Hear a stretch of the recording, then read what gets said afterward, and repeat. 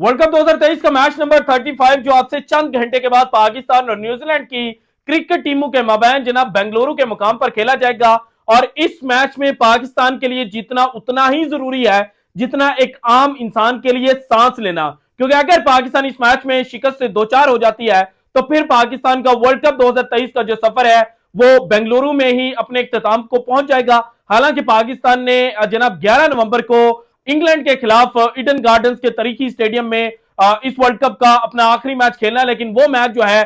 उसका रिजल्ट जनाब उस तरह से पाकिस्तान के जो चांसेस हैं वो नहीं बना पाएगा। सो इसलिए पाकिस्तान का अब से चंद घंटे बाद शुरू होने वाला जो मैच है ये जीतना बहुत ज्यादा इंपॉर्टेंट है। और इसी मैच को जीतने के लिए पाकिस्तान क्रिकेट टीम ने एक नई हिकमत अमली जो है वो तरतीब दे दी है। फाख्ता ने अब से चंद मिनट पहले जनाब ये खबर जो है वो ब्रेक की है और जितनी भी पेशन गोइयां की जा रही थी, जितनी भी सोशल मीडिया के ऊपर बातें की जा रही थी कि जनाब शादाब खान चूंकि इंजर्ड है तो शादाब खान की रिप्लेसमेंट के तौर पे पाकिस्तान जो है वो इब्रार अहमद को बुलाने जा रहा है। तो अब राइट नाउ जो सिचुएशन बनी है वो ये है कि जनाब पाकिस्तान क्रिकेट टीम जो है वो 4 फास्ट बॉलर्स के साथ वर्ल्ड कप 2023 का जो सबसे बड़ा मैच है, जो करो या मरो की सिचुएशन वाला मैच है, उसमें उतरने जा रही है। पाकिस्तान क्रिकेट टीम की जो मैनेजमेंट है उन्होंने यह फैसला क्यों किया है इसकी डिटेल्स भी जनाब हमारे साथ शेयर की गई है, वो भी मैं आपके साथ शेयर करूंगा। और पाकिस्तान की जो फाइनल प्लेइंग 11 है वो इस मैच के लिए क्या होगी, सारी डिटेल्स वन बाय वन आपके साथ शेयर करूंगा। इसके अलावा न्यूजीलैंड और पाकिस्तान के माबैन जो वर्ल्ड कप में हेड टू हेड मुकाबले हुए हैं इनमें जीत ज्यादा किस टीम को मिली है और पाकिस्तान को किस तरह से एक जो नफसियाती बर्तरी है वो न्यूजीलैंड के ऊपर हासिल है, ये भी आपके साथ शेयर करूंगा। लेकिन सबसे पहले जनाब साबिक इंग्लिश कप्तान जो है माइकल वॉन, उन्होंने एक वीडियो जो है वो शेयर की और इस वीडियो के अंदर उन्होंने पाकिस्तान के हवाले से कुछ बातें की और बातें कुछ ऐसी थी कि पाकिस्तान को कहीं ना कहीं एक जो डिग्रेडिंग वे होता है ना उसमें ट्रोल करने की कोशिश की और कहा कि जनाब वर्ल्ड कप जो है वो उस वक्त तक शुरू ही नहीं होता जब तक पाकिस्तान के जो कंट्रोवर्सीज है वो जन्म नहीं लेती, जब तक पाकिस्तान से इस्तीफे नहीं आते तो वर्ल्ड कप का जो असल मजा है वो शुरू ही नहीं होता। और पाकिस्तान को हर वर्ल्ड कप से पहले जनाब जो कुछ इस्तीफे हैं या जो कुछ लोग हैं उनको फारिग कर देना चाहिए। फिर इंजमामुल हक जो हमारे चीफ सेलेक्टर है उनको लेकर बातें की गई, फिर ओपनर बैट्समैन जो इमामुल हक है उनके हवाले से बात की गई और जो तनाज़ात हैं उनको हवाले से पाकिस्तान को डिग्रेड करने की कोशिश की गई। तो यहां पर पाकिस्तान के जो साबिक कप्तान और पाकिस्तान क्रिकेट टीम के प्रोफेसर हैं मोहम्मद हफीज, उनकी एंट्री होती है और मोहम्मद हफीज ने फिर जनाब एक बेहतरीन जवाब जो है वो माइकल वॉन को दिया और डेविड विली की जो एक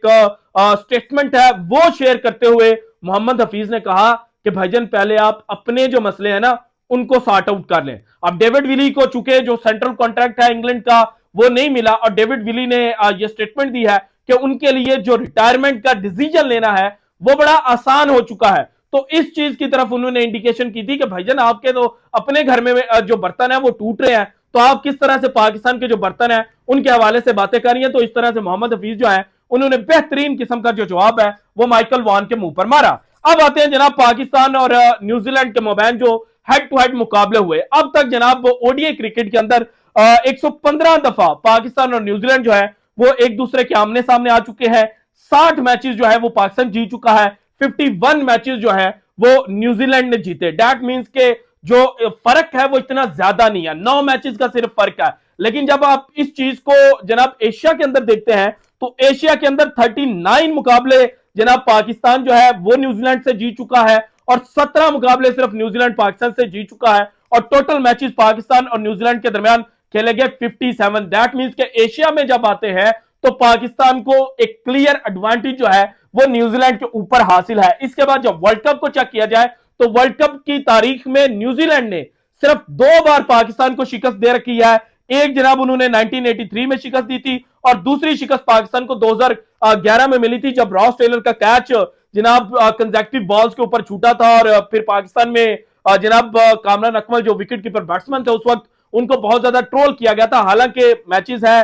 कैचेस ड्रॉप हो जाते हैं, लेकिन उस मैच में जिस तरह से फिर रॉस टेलर ने पाकिस्तान की और शोएब अख्तर की फैंटी लगाई थी तो वो तमाम क्रिकेट शायकीन जो है उनके जहनों में नक्श है। सो ये 2 मुकाबले जो है वो न्यूजीलैंड जीत चुका है, जबकि इसके अलावा 7 मुकाबले जो है वो पाकिस्तान जीत चुका है। टोटल 9 मुकाबले वर्ल्ड कप की तारीख में पाकिस्तान और न्यूजीलैंड के खेले गए, सिर्फ 2 मैचेस न्यूजीलैंड ने जीते,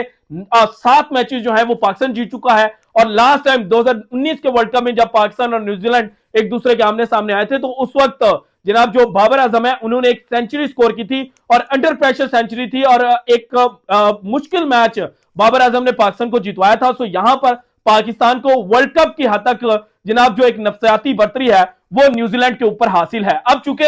जो पाकिस्तान की प्लेइंग 11 है उस पर अगर निगाह डाली जाए, तो उससे पहले मैं आपको बता दूं कि 20 अक्टूबर को पाकिस्तान ने यहां पर मैच खेला था अगेंस्ट ऑस्ट्रेलिया, और पाकिस्तान को यहां पर 368 रन जो है वो पड़े थे, और एक रिकॉर्ड ब्रेकिंग जो इनिंग है वो ऑस्ट्रेलिया के बैट्समैन जो है वो उन्होंने खेले थे। एक रिकॉर्ड ब्रेकिंग जो ओपनिंग पार्टनरशिप है वो डेविड वार्नर और मिचेल मार्श जो है उनके दरमियान लगी थी, और इस मैच के अंदर पाकिस्तान के जो बॉलर्स हैं उनको तकरीबन 19 छक्के जो है वो लगे थे। और यहां पर पाकिस्तान ने पहली दफा उसामा मीर को ट्राई किया था, शादाब खान को रेस्ट करवाई गई थी और उसामा मीर जो लेग स्पिनर है उनको ट्राई आउट किया गया था, लेकिन उसामा मीर को भी इस ग्राउंड के ऊपर मार पड़ी थी। और जो पिच जनाब पाकिस्तान और ऑस्ट्रेलिया के मैच के लिए जनाब बनाई गई थी वो फास्ट बॉलर्स के लिए को फेवर करी थी। और उसके बाद यहां पर इंग्लैंड और श्रीलंका का मैच खेला गया, और जो पिच इंग्लैंड और श्रीलंका के मैच में इस्तेमाल की गई वो स्लो बॉलर्स को, जो कटर्स करने वाले बॉलर हैं उनको ज्यादा फेवर कर रही थी। सो इस तरह से अब पाकिस्तान ने चूंकि ये देख लिया है कि पाकिस्तान को हमेशा जो जनाब अपोजिशन टीम की स्ट्रेंथ है उस तर्ज की विकेट मिलती है, और अब चूंकि न्यूजीलैंड की जो स्ट्रेंथ है वो स्पिन बॉलिंग की बजाय फास्ट बॉलिंग है, तो इसीलिए पाकिस्तान ये सोच रहा है कि हमें जो विकेट मिल रही है सुबह के मैच के लिए वो जनाब फास्ट बॉलर्स को फेवर करेगी। सो इसलिए पाकिस्तान ने यह प्लान बनाया है कि जनाब हम मजीद किसी स्पिनर को ट्राई आउट करने की बजाय हम जनाब स्पिनर को बाहर बिठाते हैं, बेंच गर्म उनसे करवाते हैं और फास्ट बॉलर के लिए जाते हैं, क्योंकि पाकिस्तान के जो फ्रंट लाइन स्पिनर थे शादाब को मार पड़ी, उसामा मीर को मार पड़ी, और इफ्तिखार जो रेगुलर स्पिनर नहीं है वो बचते रहे हैं। और जब लास्ट टाइम पाकिस्तान यहां पर खेला था 20 अक्टूबर को, तो वहां पर भी जो इफ्तिखार है उन्होंने 8 ओवर किए थे, और उन 8 ओवरों के अंदर इफ्तिखार को गालिबन जो रन लगे थे वो 36 या 37 थे, और सबसे कम इकोनॉमी रेट के साथ या सबसे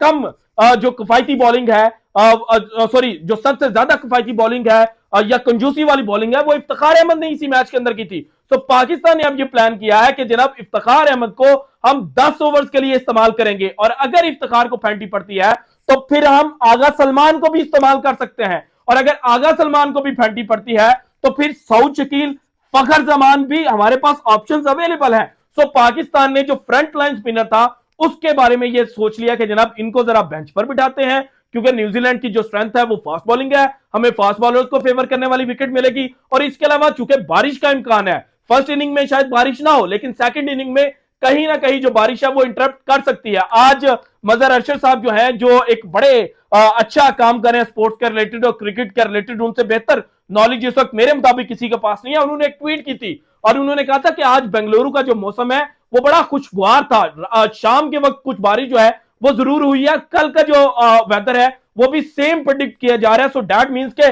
कहीं ना कहीं जो सेकंड इनिंग होगी उसके अंदर जो बारिश है वो इंटरप्शन कर सकती है थोड़े वक्त के लिए। सो पाकिस्तान ने ये सोचा कि जब बारिश इंटरप्ट करेगी तो बॉल गीला हो जाएगा, गीला होगा तो स्पिनर्स को वैसे ही मदद नहीं मिलेगी, और पाकिस्तान के स्पिनर्स तो वैसे ही वर्ल्ड कप में बुरी तरह से फ्लॉप चल रहे हैं। तो पाकिस्तान ने ये कहा भाईजान उसामा मीर साहब तुसी भी बवो, शादाब खान साहब तुसी तो पहले ही बीमार हो, तुहानू तो पहला इंजरी है, तुसी भी सुकून नाल बवो, ते हसन अली साहब वापस आ जाओ, क्योंकि हसन अली ने अब तक जो बॉलिंग की है वर्ल्ड कप के अंदर वो इतनी कि बुरी नहीं की हुई, हमारे स्पिनर से ज्यादा बेहतर की हुई है। उसके अलावा वसीम जूनियर ने बड़ी अच्छी बॉलिंग की है, हारिस रऊफ को फेंटी लग रही है, लेकिन हारिस रऊफ जब अपना सेकंड स्पेल करने आते हैं तो वहां पर चीजें कंट्रोल करते हैं। और फिर पाकिस्तान ने यह सोचा है कि अगर बारिश होती है, ओवर्स कम होते हैं, तो फिर हारिस रऊफ जो है वो वैसे ही उसको कहा जाता है कि T20 का बॉलर है, 4 ओवरों में तो उसको मार पड़नी नहीं है और उस तरह से पढ़ नहीं सकेगी। तो इसलिए पाकिस्तान ने यह कहा कि हम एट एनी कॉस्ट जो हारिस रऊफ है उसको भी प्लेइंग 11 में शामिल करते हैं। वसीम जूनियर रिवर्स स्विंग कर रहा है, और अगर कल थोड़ी सी चीजें उस साइड पे गई तो वसीम जूनियर भी अच्छा इंपैक्ट डाल सकता है। और इसके अलावा हसन अली तो वैसे ही जनाब जो कटर्स हैं उनका इस्तेमाल अच्छा कर रहे हैं, और शाहीन शाह अफरीदी को आप बाहर बिठा नहीं सकते। तो इस तरह से पाकिस्तान ने यह सोचा है कि जनाब हम 4 फास्ट बॉलर के साथ इस इंपॉर्टेंट मैच में जाते हैं। इसके बाद अगर पाकिस्तान की फाइनल प्लेइंग 11 देखी जाए जो हमारे पास आई है, जो फाख्ता ने खबर दिया, तो उसके मुताबिक ओपनर्स होंगे फखर जमान और अब्दुल्ला शफीक। इमाम उल हक को ट्राई आउट नहीं किया जाएगा। वन डाउन पोजीशन पर खेलते हुए नजर आएंगे कप्तान बाबर आजम। 2 डाउन पर होंगे मोहम्मद रिजवान। और फिर नंबर 5 पर, अब नंबर 5 पर ज्यादातर मैचेस जो हैं वो खेले हैं पाकिस्तान की जानिब से सऊद शकील ने, लेकिन जहां पर पाकिस्तान ये सोच रहा है कि नंबर 5 पर हम इफ्तिखार अहमद को इस्तेमाल करेंगे, सऊद शकील को नंबर 6 पर भेजा जाएगा और सऊद शकील के बाद नंबर 7 पर होंगे जनाब आगा सलमान, फिर नंबर 8 पर होंगे हसन अली, फिर शाहीन शाह अफरीदी, वसीम जूनियर और हारिस रऊफ। सो इस तरह से पाकिस्तान ने फ्रंट लाइन स्पिनर्स के बगैर जनाब जो प्लेइंग 11 है वो फाइनल कर लिया। और अगर रात में कोई चीज गड़बड़ नहीं होती, कोई इंजरी कंसर्न सामने नहीं आता, तो फिर पाकिस्तान जो है वो इसी प्लेइंग 11 के साथ मैदान में उतरेगा। और कप्तान बाबर आजम और मैनेजमेंट ये समझती है कि अगर हम अपने 4 फास्ट बॉलर्स के साथ जाते हैं तो फिर हमारे जीतने के जो चांसेस हैं वो ज्यादा हो सकते हैं। सो अब ये मैच के एंड पर ही पता चलेगा कि पाकिस्तान ने ये जो नया प्लान इतने करो या मरो वाले मैच में ट्राई आउट करने की कोशिश की है, ये जनाब सक्सेसफुल होता है या नाकाम होता है। So this is it from today's episode. अगर आपको वीडियो पसंद आई तो लाइक कीजिएगा, ज्यादा से ज्यादा शेयर कीजिएगा, अपनी कीमती राय का इजहार लाजमी कीजिएगा, और अगर आपने अभी तक चैनल को सब्सक्राइब नहीं किया तो कर दें। शुक्रिया। अल्लाह हाफिज।